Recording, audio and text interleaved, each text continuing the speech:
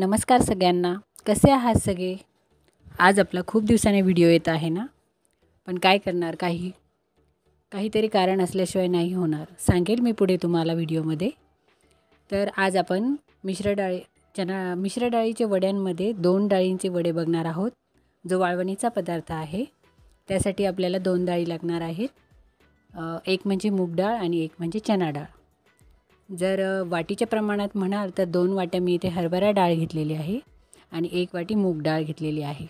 आणि वजनी प्रमाणात म्हणाल तर पावशेर मुगाची डाळ आणि अर्धा किलो हरभऱ्याची डाळ. या 2 डाळी घेतल्या. आता ह्या चांगल्या स्वच्छ 2-3 पाण्याने धुवून काढायच्या आणि आपल्याला 4 ते 5 तासासाठी भिजवायच्या आहे. ह्या रात्रभर भिजवायच्या नाही, कारण की या जर रात्रभर भिजवल्या तर त्या जास्त आंबट होतात आणि वडे म्हणजे सांडगे जे आहेत तर त्याचा वास येतो, आंबट वास येतो. त्यासाठी आपल्याला फक्त 4 ते 5 तासासाठीच या डाळी भिजवायच्या आहेत. या बघा मी आता 4 तासाने या पाण्यातून काढून घेते. या आपल्याला पाण्यातून काढून घ्यायच्या आहेत आणि त्यासाठी एक मिश्रण वाटावे लागणार आहे आपल्याला. त्यामध्ये हिरवी मिरची आणि लसूण आणि मिक्सरमध्ये ही डाळ वाटून घ्यायची आहे आपल्याला. तर रवेदारच वाटायची आहे, ही जास्त बारीक नाही वाटायची, कारण की त्यामुळे वडा खुसखुशीत होतो आपला आणि जास्त कडकही नाही होत. त्यामध्ये आता 8-10 मी हिरव्या मिरच्या घेतल्या आहे आणि एक मूठभर असा लसूण पाकळ्या घेतलेला आहे. त्यामध्येच 1 चमचा पोहे खायच्या चमच्याने 1 चमचा जिरं घातलेलं आहे आणि 1 चमचा मीठ. असं एवढं प्रमाण पुरेसं आहे या एवढ्या डाळीसाठी.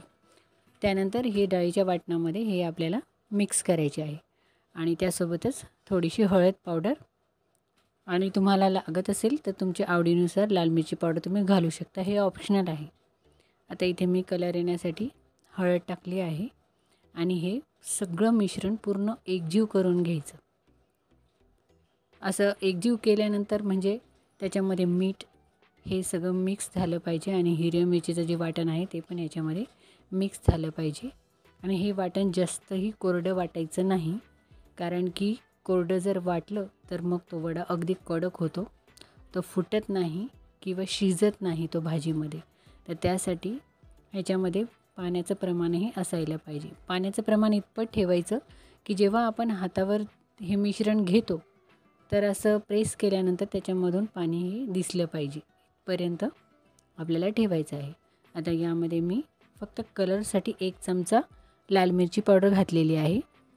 हे ऑप्शनल आहे, तुम्हाला नसेल आवडत तर नका घालू, पण याने ना कलर छान येतो. मिरची पावडर आणि हळद पावडर टाकली ना की असा ऑरेंज कलर येतो वड्यांना, जो की अगदी सुंदर दिसतो.